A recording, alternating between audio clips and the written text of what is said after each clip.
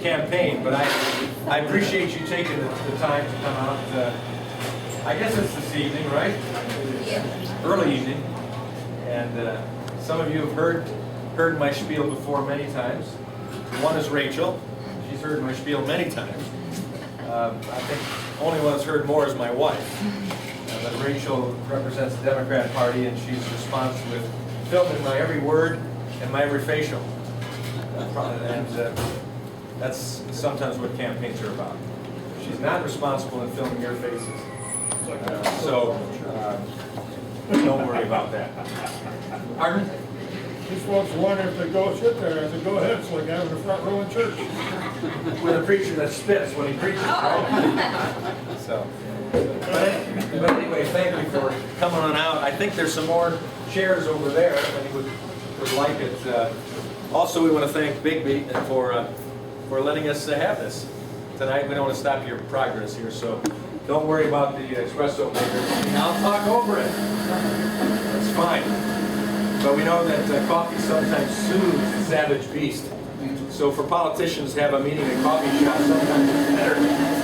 I also like to speak when people are eating at a banquet, because unless they throw their forks, they're generally more neutral at that point in time as well. So this is an event that we are hosting as a result of the campaign that we're involved with right now.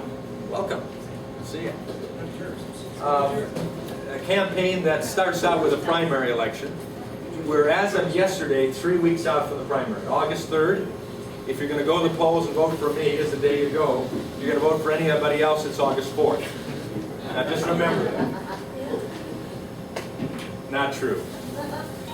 But I would hope, and I'll ask probably several times during this evening, that you would not only give me a look-see, but that you'd vote for me.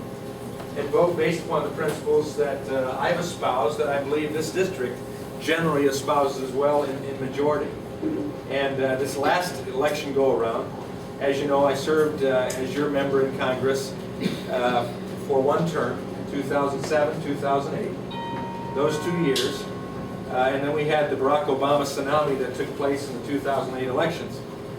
There were more independent expenditures expended by the Democrats and people like George Soros and Michael Moore and John Stryker and MoveOn.org, and we could just go on with names of liberal organizations and individuals that spent significant dollars, more than any other candidate in the nation, to defeat me.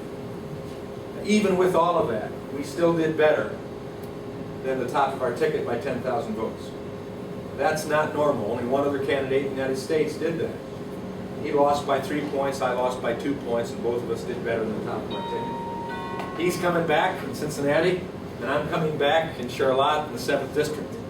And I think it's because people, as a result of Barack Obama, which and please hear me correctly, I think he may be one of the best things that's happened to the United States.